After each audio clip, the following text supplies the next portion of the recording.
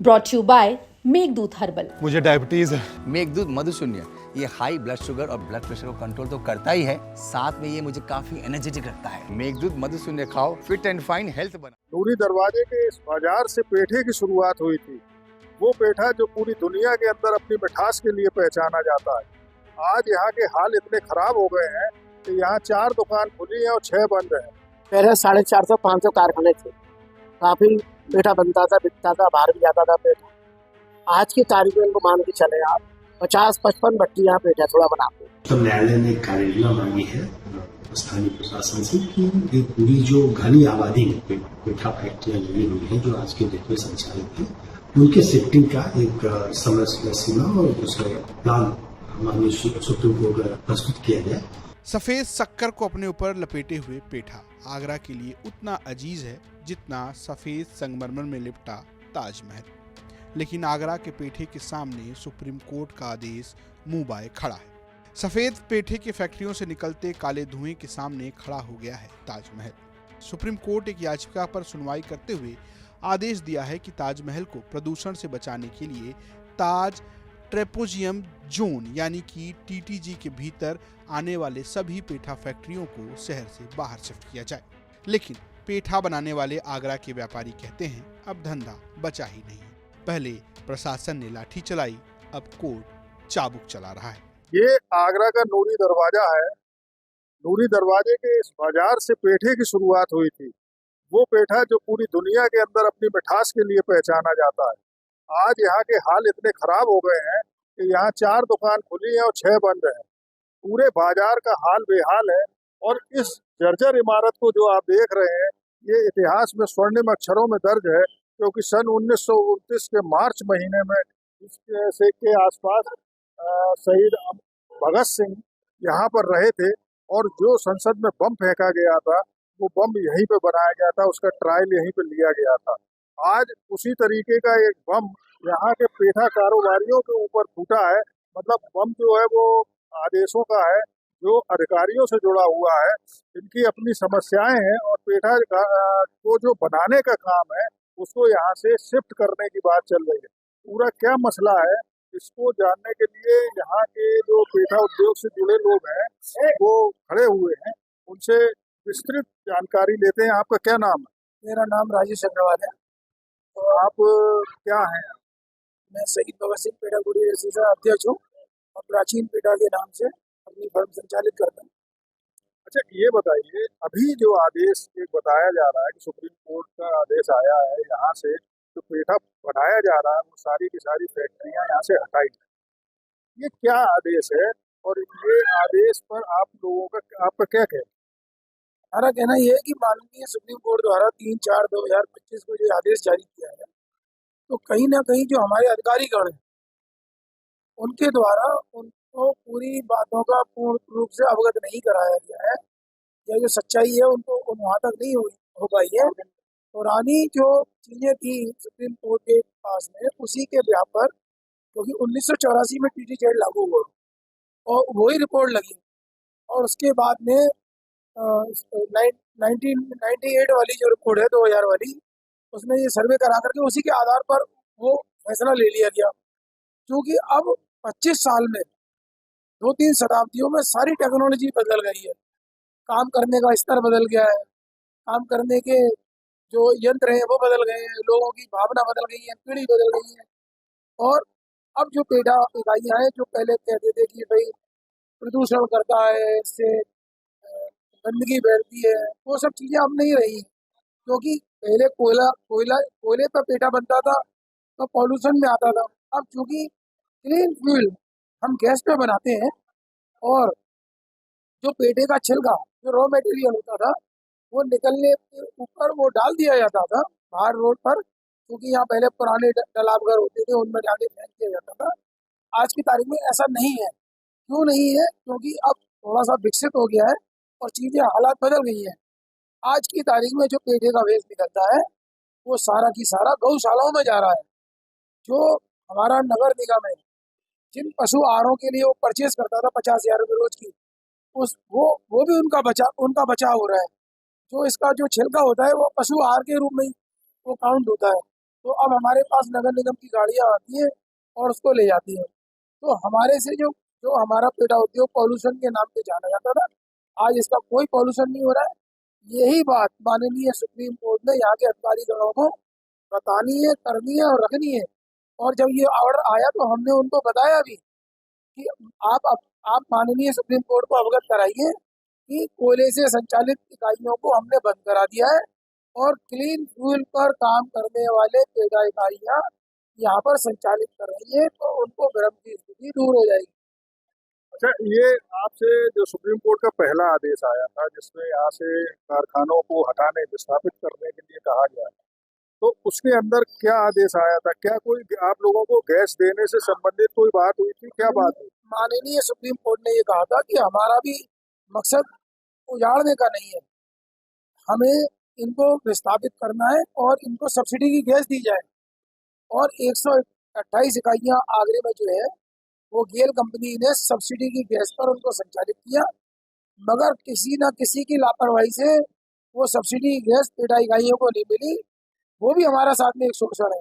इस बात को हमने तमाम अधिकारियों की मीटिंग में रखा है कि हमारे पेटा उद्योग को सब्सिडी की गैस दिलाई जाए। अब उनका कहने का ये मतलब है कि अरे साहब, वो पहले किसी ने बात उठाई नहीं है और अब तो मिलना मुश्किल है। जब माननीय सुप्रीम कोर्ट का आदेश था कि विस्थापित करने के लिए छोटी इकाइयों को सब्सिडी गैस मुहैया कराई जाए, तो पेटा उद्योग को सब्सिडी गैस न मिलना, क्या वो सुप्रीम कोर्ट के आदेश का उल्लंघन नहीं है? अगर प्रशासन सारे आदेशों का इम्प्लीमेंट करा रहा है तो इस वाले आदेश का इम्प्लीमेंट क्यों नहीं करा रहा है? सुप्रीम कोर्ट ने कहा कि भाई इनको विस्थापित करा दिया है, ये मानने को तैयार है। सुप्रीम कोर्ट ने कहा कि इनको इकाइयों को सब्सिडी गैस देनी चाहिए, वो क्यों नहीं दिलाई गई? ये मानिए कि इस आदेश का इम्प्लीमेंटेशन होता है और यहाँ से पेटा इकाइयाँ सब हटा दी जाती, तो उससे क्या फर्क पड़ेगा? हमने आईए लगाई है। हमने पहले हमारा ये हमारी ये मांग थी कि इस मांग को कमिश्नर साहब के द्वारा या प्रशासनिक अधिकारियों के द्वारा सुप्रीम कोर्ट में रखा जाए कि हमने कोयले से संचालित इकाइयों को बंद करा दिया है और गैस पर आधारित यहाँ पर है। कौन सी गैस चला रहे? हम ग्रीन गैस चला रहे हैं और ये जो एलपीजी गैस है वो चला रहे हैं। एलपीजी के सिलेंडरों पे काम हो रहा है क्योंकि कोयले से प्रदूषण होता है, गैस पे प्रदूषण नहीं होता है। और हमको इसीलिए यहाँ पर इजाजत दी है क्योंकि पीडीजेड तो 84 में लागू हुआ था और आज की तारीख तक हम गैस पर बना रहे हैं। इसका मतलब हम उसको नियम तो कर रहे हैं ना कोयले से। मगर आज तक हमारे को यही बार बार खेत के साथ कहना पड़ रहा है कि अगर माननीय सुप्रीम कोर्ट को प्रशासन ये अवगत करा देता कि कोयले से संचालित इकाइयों को बंद करा के क्लीन फ्यूल गैस पर हम इकाइयाँ संचालित है, तो ये आदेश नहीं आता। आपका क्या नाम? राकेश मित्तल, पेटा एसोसिएशन उपाध्यक्ष। अच्छा, ये बताइए कि यहाँ पर ये सन 96 में ऑर्डर आया है ना? हाँ, पहला सन 96 में ऑर्डर आने से पहले आगरा के पेठा व्यापार की क्या स्थिति थी? यहाँ पे कितने कारखाने थे और कितनी दुकानें थी, और उसके बाद में क्या अंतर आया? जी, पहले 450-500 कारखाने थे, काफी पेठा बनता था, बिकता था, बाहर भी जाता था पेठा। आज की तारीख में इनको मान के चले आप 50-55 भट्टी यहाँ पेठा थोड़ा बनाते, वो भी इतना कम बनता है कि जिसमें एक बेटा है उसका भैया लगा हुआ, सब लगे हुए, एक दूसरे को मदद करके हेल्प करके उसको बना देते। 50-55 मान के चले। उसमें भी क्या होता है कि 50-55 में भी कुछ लोग कम कर देते हैं, जैसे बिक गया तो बना दिया, नहीं तो नहीं। बाकी लोग चले गए, वो कहाँ बना रहे हैं, कैसे बना रहे हैं, वो अलग मामला है।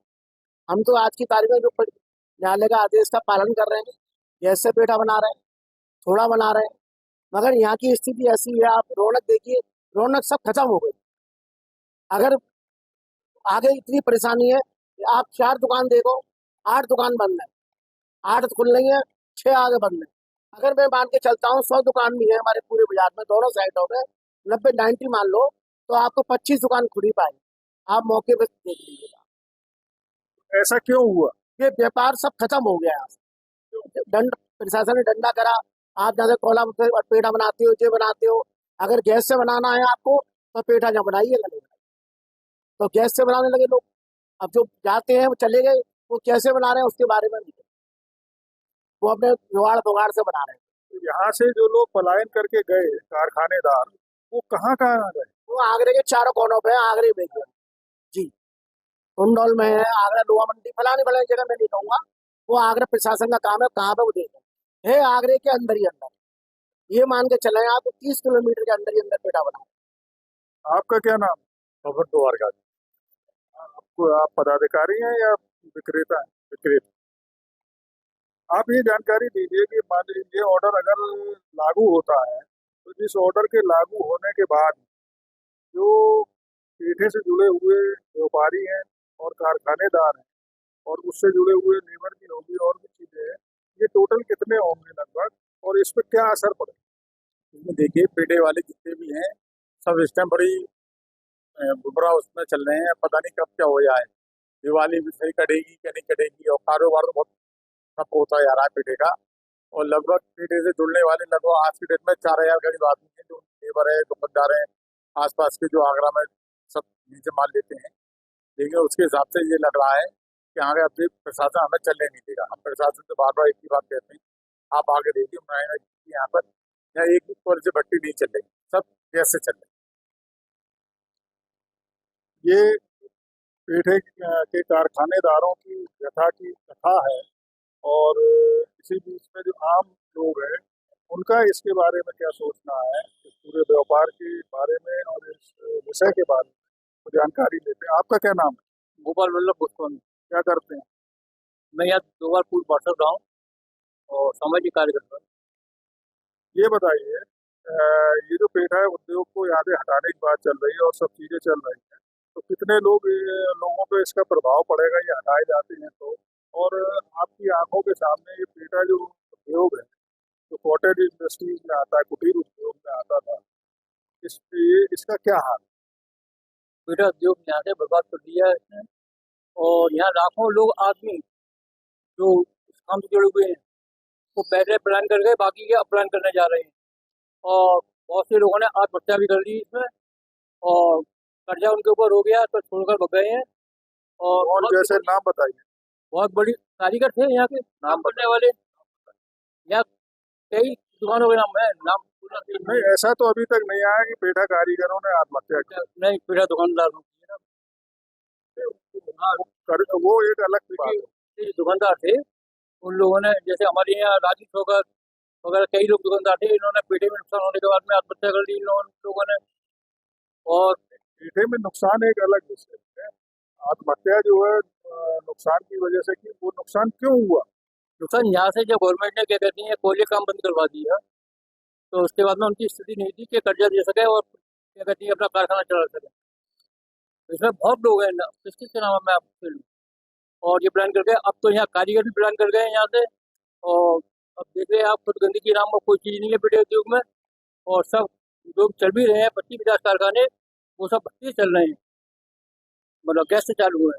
और यहाँ के लोगों ने और बाहर के लोग थे, उन्होंने सब आगरे के अंदर 25-30 किलोमीटर के अंदर सारे कारखाने लगा रखे हैं, वो अवैध रूप से चल रहे हैं। उनसे सरकार कोई कुछ नहीं कहती है, जो भी जिसकी भी निगाह जाती है सब न्यूज़ दरवाजे के ऊपर जाती है, किसी तरीके से न्यूज़ दरवाजे पे पेठा नहीं बनना चाहिए। एक और व्यापारियों का कहना है कि पहले ही फैक्ट्रियां कम हो गई हैं, जो हैं वो गैस से चल रही हैं, लेकिन अब वो इसे लेकर कहां जाएंगे। आगरा के प्रशासन का कहना है कि हम व्यापारियों से बातचीत कर रहे हैं। उच्चतम न्यायालय ने कार्ययोजना मांगी है स्थानीय प्रशासन से कि ये पूरी जो घनी आबादी में पेठा फैक्ट्रियां लगी हुई है जो आज के डेट में संचालित है, उनके शिफ्टिंग का एक समय सीमा और दूसरा प्लान माननीय सुप्रीम कोर्ट द्वारा प्रस्तुत किया जाए। इस सिलसिले में हम लोगों ने पेठा फैक्ट्री जो ओनर्स हैं उन लोगों के साथ एक मीटिंग, 2 मीटिंग हम लोग कर चुके हैं। अधिकारियों के साथ, संबंधित अधिकारियों के साथ बैठक की जा चुकी है। इसमें कुछ इशूज है, जैसे जहां पर इस समय हमारे शिफ्ट किया जाना है वहां गंगा वाटर की डिमांड करते हैं, कुछ इंफ्रा की बात की जा रही है, तो उन सब बिंदुओं पर हम लोग काम कर रहे हैं। उसकी पूरी कार्ययोजना बना करके अगली डेट तक माननीय उच्चतम न्यायालय में हम लोग प्रस्तुत करेंगे, जिसमें पेठा फैक्ट्री के लोग हैं उनका क्या पक्ष है और जो हम लोग व्यवस्था कर रहे हैं उन दोनों पक्षों को माननीय उच्चतम न्यायालय। फिलहाल पेठा और उसके व्यापारी सुप्रीम कोर्ट से न्याय की उम्मीद में हैं। आगरा से अरविंद शर्मा की रिपोर्ट, यूपी तक।